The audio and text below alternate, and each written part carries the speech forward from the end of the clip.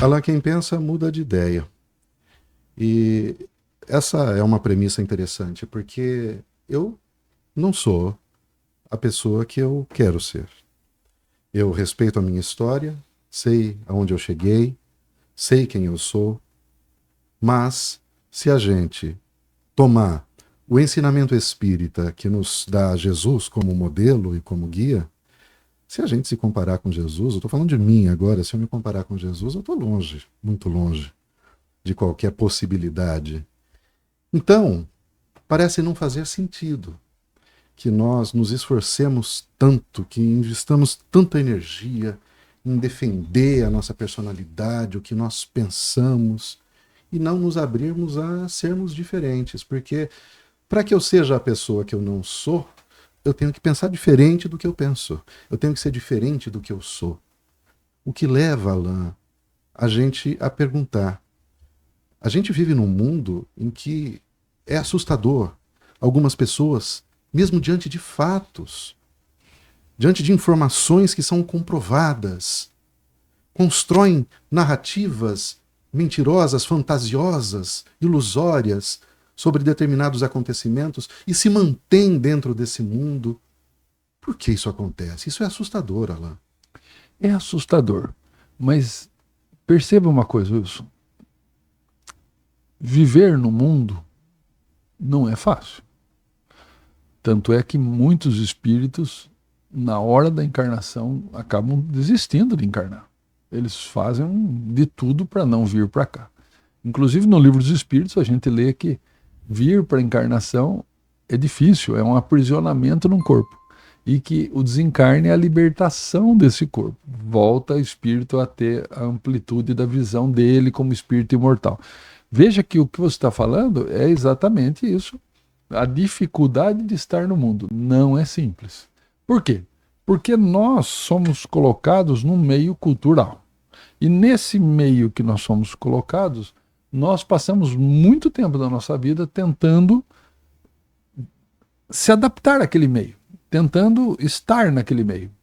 Você não quer chamar nem atenção pro mal dali e nem pro bem demais. Então você não quer se destacar demais, você quer estar no meio da massa. Agora, nesse meio, não quer dizer que cada um que está ali não tenha uma percepção cognitiva das coisas ao seu redor particular. Então, cada um de nós, hoje eu acho que eu estava vendo que nós temos 50 milhões de informações por minuto chegando, é um cálculo neurocientífico, por minuto chegando em nossa mente. E nós retemos 5 ou 6. Veja, de 5 milhões, nós retemos 5 ou 6. Ou seja, a probabilidade estatística de 10 pessoas reterem a 5 ou 6 igualmente é quase que impossível. Então, nós vamos concebendo com essas visões de mundo ideias particulares do mundo e tentando se adaptar ao social. Ou seja, muito difícil. A sua colocação, ela me lembrou Kant. Porque Kant viveu num momento em que se discutia, né, as duas grandes correntes filosóficas eram o empirismo e o racionalismo. O empirismo seria a ideia de que o conhecimento é adquirido a partir da experiência, dos sentidos, então da visão, do olfato, do tato, da vivência mesmo. Já uma outra vertente, né, cartesiana, acreditava que o conhecimento só pode ser obtido a partir da razão, ou seja, da reflexão profunda, ou seja, está dentro de você. Você busca o conhecimento dentro de você. E os empiristas buscam o conhecimento fora. Então, essa era a grande discussão. E Kant vem para fazer uma relação entre essas duas vertentes, porque ele vai concluir que, na verdade, nós não podemos alcançar a verdade plena, porque é quase como se ela não existisse de verdade. Porque eu vejo o mundo com os meus olhos, então existe uma subjetividade.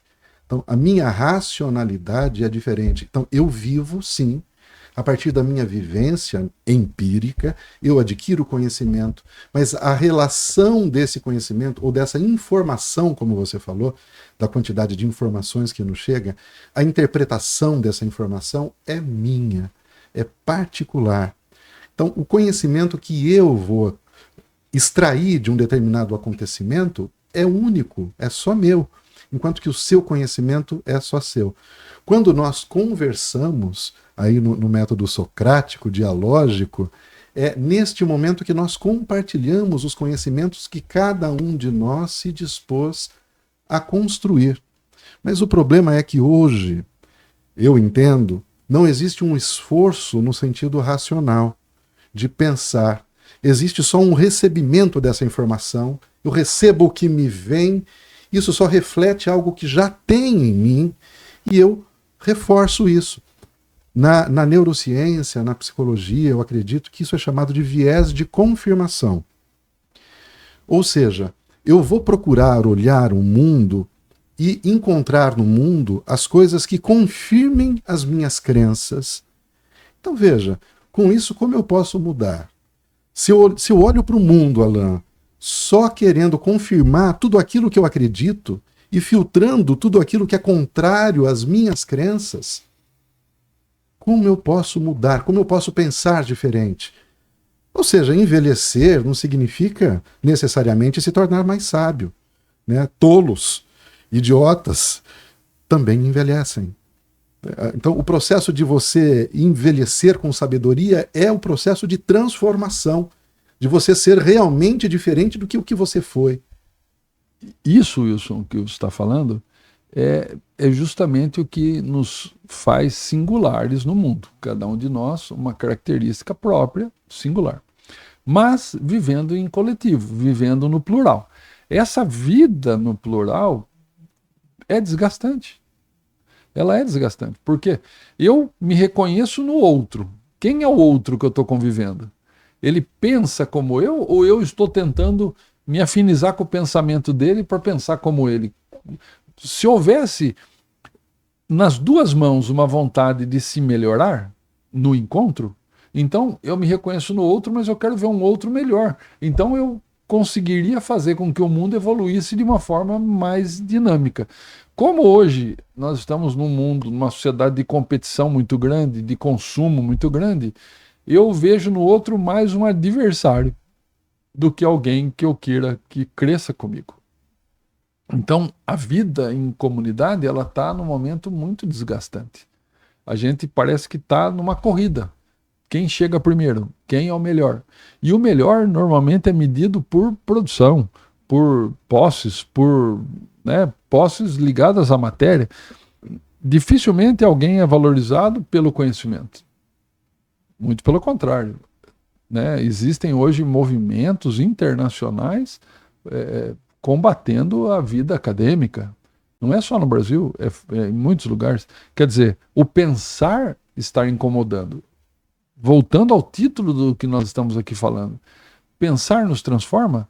Pensar nos transforma. Mas pode ser que pensar também nos traga um mal-estar, porque a gente começa a ter visões ou cosmovisões de mundo diferentes das demais pessoas. E aí estar no mundo, como você deu um exemplo, conviver em um grupo, será que eu quero ser igual àquele grupo ou será que eu quero me apartar daquele grupo? Será que eu consigo viver com aquele grupo que está muito diferente de mim ou será que eu tenho que me apartar daquele grupo? Realmente, a vida, no atual momento da sociedade, o pensar me transforma, mas nem sempre me dá mais conforto.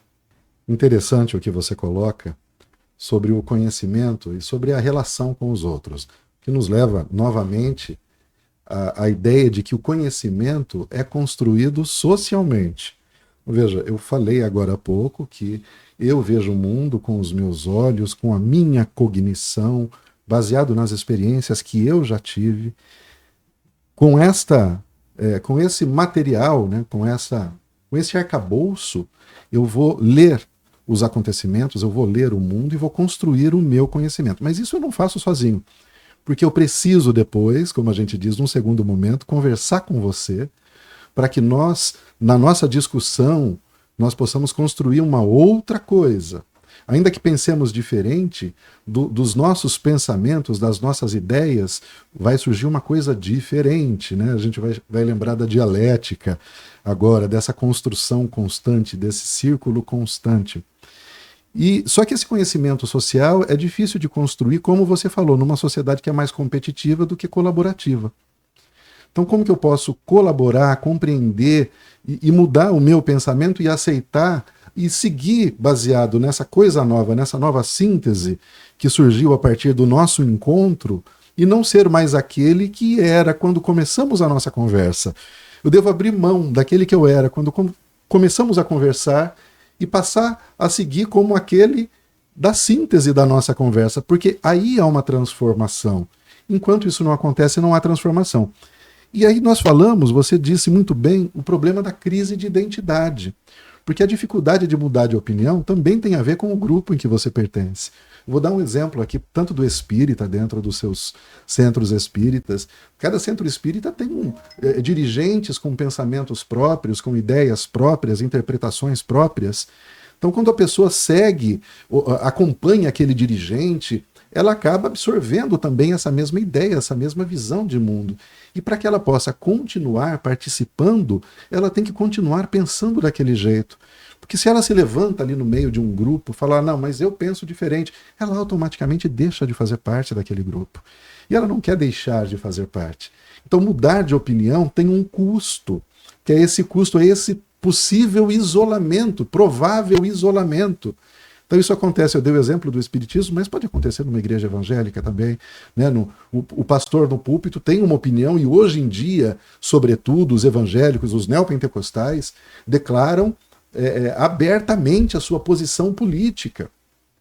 Posição muitas vezes que é totalmente contrária ao próprio cristianismo. E a pessoa que está lá ouvindo aquilo, qual é a saída que ela tem? Aquele é o único lugar onde ela se sente acolhida, onde ela se sente parte de alguma coisa. Quando ela sai dali, ela só vê humilhação, ela não é mais do que um número, ela não é ninguém. Ali dentro ela é alguém, ela é conhecida, ela é abraçada, ela é esperada. Então, ele, para continuar a fazer parte daquilo, ele tem que assumir uma identidade que, na verdade, ele mesmo reconhece que não é verdadeira. É o que você falou, esse mal-estar. Gera um mal-estar nesse indivíduo profundamente, ou deveria gerar. Olha, gera um mal-estar. Porque tem duas coisas. Você começa a viver num grupo qualquer. Pode ser político, religioso, social, um grupo qualquer. Chega um momento que você começa a tentar se adaptar àquele grupo, mas você começa a ver comportamentos que não são os seus e que você não gosta, você não aprova. E daí? O preço para trocar de grupo social é alto. O preço para você ser reconhecido num novo grupo é alto. O tempo também passa. Você fica, às vezes, por muito tempo preso num grupo. A hora que você começa a ver que aquele grupo não é bem o que você queria, mudar de grupo é difícil. Então, essa mudança, essas escolhas sociais têm um peso muito grande no nosso pensamento. Então, sim, pensar é importante para nós nos transformarmos. Mas até quanto eu estou disposto a pensar? Qual investimento pessoal que eu faço no pensar? Quanto que eu quero criticar as posições de mundo que eu já cheguei ou que eu estou? Quanto que eu quero abrir mão do meu status quo em detrimento disso tudo em favor de um novo pensamento? Será que eu estou aberto a isso? Nós falamos aqui de viés de confirmação, de você olhar para o mundo e só procurar as coisas que confirmem o que você então acredita. Nós falamos dessa crise de identidade que você acabou de problematizar aqui, realmente eu estou disposto. É como a ética. A questão da ética é semelhante a essa que você propôs, ou seja, Sim, muitas vezes para eu ser ético, eu preciso ter prejuízo. Eu estou disposto a assumir prejuízos para ser ético? Eu estou disposto a perder dinheiro para ser ético? Eu estou disposto a perder status para ser ético? Ou eu prefiro ter status, manter dinheiro e deixar a ética de lado? Então falamos sobre tudo isso. Essa crise de identidade é importante porque agora a gente fala sobre dissonância cognitiva, que é um outro conceito muito interessante. Dissonância cognitiva é exatamente a diferença entre aquilo que você acredita, que você desejaria viver, com aquilo que você vive. Essa diferença. Eu vou dar um exemplo aqui. O sujeito é cristão. E sendo cristão, ele vota e defende um candidato, um político, um líder que levanta a bandeira de que bandido bom é bandido morto. Mas ele é cristão.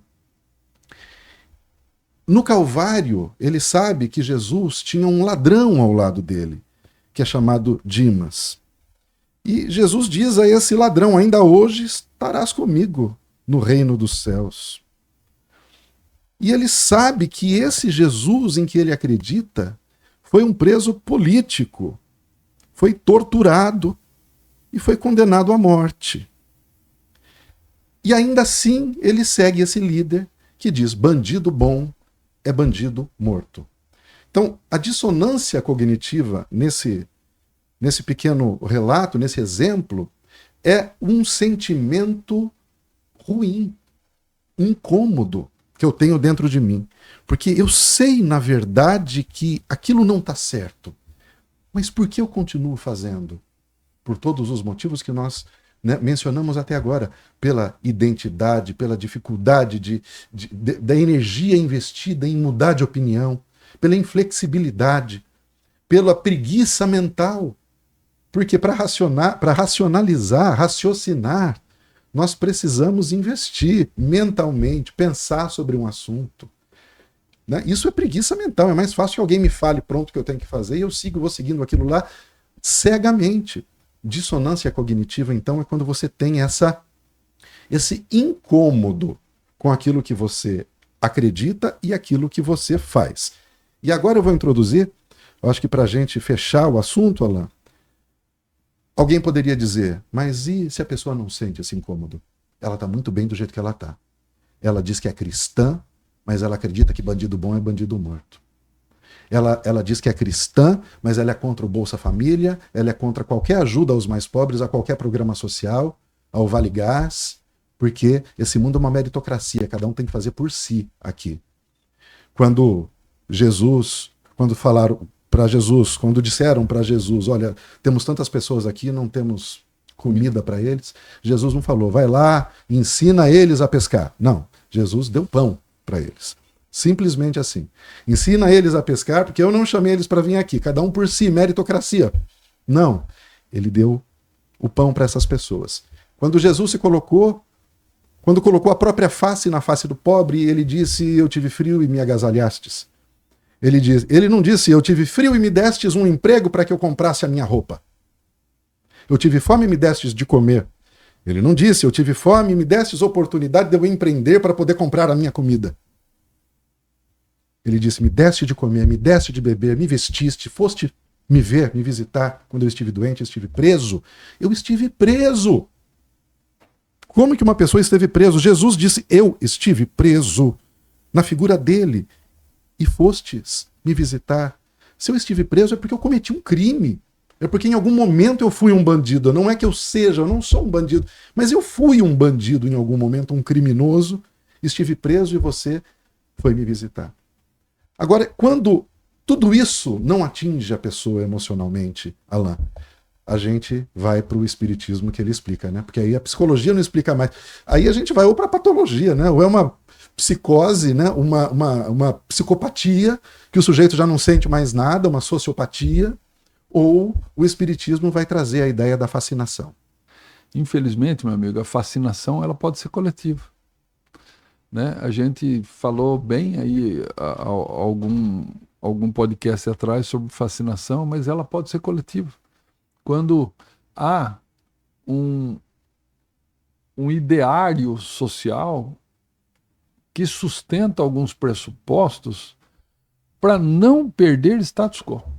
Então, olha, você chegou até aqui, para você se manter aí, você tem que fazer alguma coisa para suprimir o menos favorecido para você continuar aqui. Então, você quer continuar aqui? Suprima o menos favorecido. Não ajude, não colabore. deixe ele onde ele está, porque senão ele vai querer dividir o que é seu aqui. Há inclusive um medo aí de comunismo, porque o cara pensa em perder o que ele tem até aqui hoje, que não é muito, mas ele sobrevive com algum conforto. Não se pensa, e aí vem novamente o título desse nosso podcast, não se pensa nas consequências, só se pensa do que quer preservar. Não pensa naquilo que é ruim para o outro, pensa só no que é bom para si. É um egoísmo instituído, um egoísmo para se manter nas migalhas que o mundo deu para ele. Não é um pensamento para chegar todo mundo no mesmo lugar ou num lugar melhor. Eu não quero melhorar a vida de ninguém, eu quero só melhorar a minha. É egoísmo puro. É egoísmo e vontade de excluir aquele que pode, de alguma maneira, incomodar onde ele chegou. Nós temos um problema de fascinação coletiva. E essa fascinação coletiva não é empreendida só pela pessoa, por se permitir fascinar. Ela tem engendramentos maquiavélicos. Existem mídias querendo conduzir a pessoa nessa situação. E mídias que martelam. Outro dia eu estava vendo a máquina de mídia nazista. É impressionante a massificação de uma ideia, como que ela foi enfiada na cabeça da maior parte dos alemães.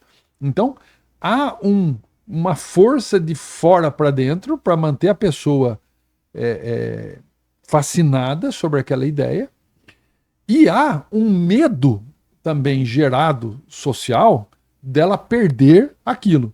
E isso tudo ainda acompanha porque ela começa a vibrar numa faixa tal que espíritos que comprazem de vê-la naquela situação começam a ajudar na influenciação espiritual a mantê-la naquele status.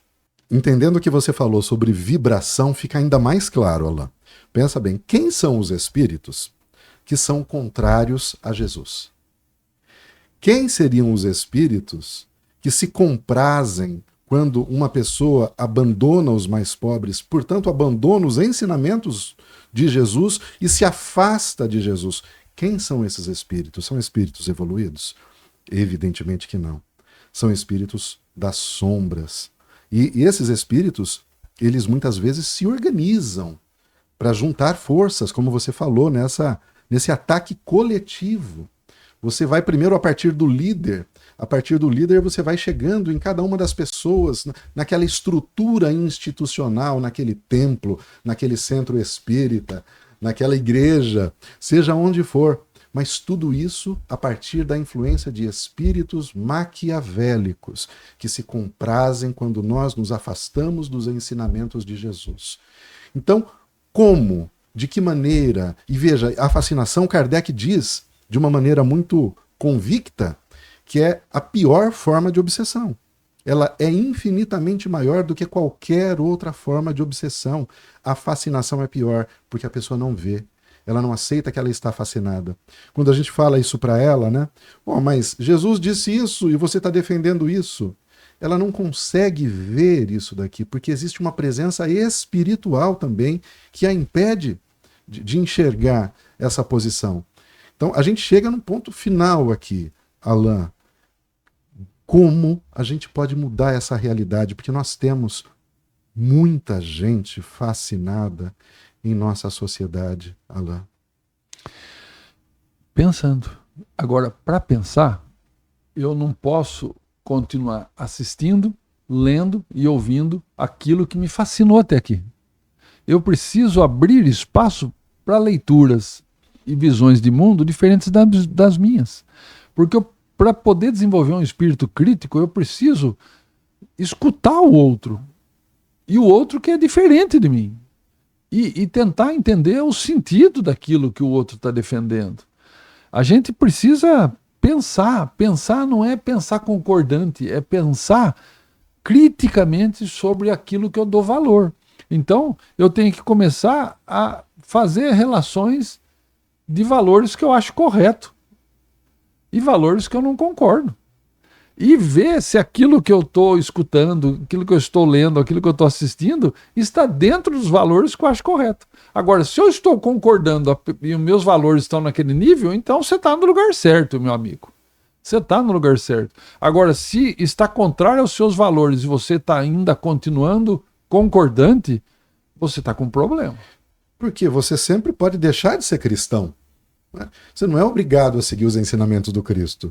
Agora, você levantar uma bandeira, dizer que está defendendo o Cristo e, ao mesmo tempo, defender ideias totalmente contrárias, isso é confuso, amigo. É confuso para você, é confuso para quem te vê com alguma racionalidade. O saldo desse comportamento não vai ser positivo. A sua experiência aqui nessa existência, nessa encarnação, para ser realmente válida, para que você possa evoluir como espírito, para sair daqui melhor do que quando você chegou, você precisa se transformar. Porque se você se esforçar e gastar a tua energia para ser quem você é, até o último dia da sua vida, sem mudar de opinião, você certamente vai ter mais uma existência perdida, vai voltar novamente para o plano espiritual, se arrependido, profundamente arrependido de tudo aquilo que você viveu. Quando você for confrontado com as suas decisões, com as cenas em que você viveu, com os seus posicionamentos, quando você se deparar com a verdade, né, como Platão diz, quando você sair das sombras e alcançar a luz de verdade no plano espiritual, e você vê a verdade, você vai se sentir realmente muito mal. Então nós temos a oportunidade aqui, enquanto estamos encarnados, de construir realmente uma experiência que seja positiva, que seja rica para nós enquanto espíritos. Vamos pensar. Vamos lá. Obrigado, meu amigo. Valeu, querido. Até mais.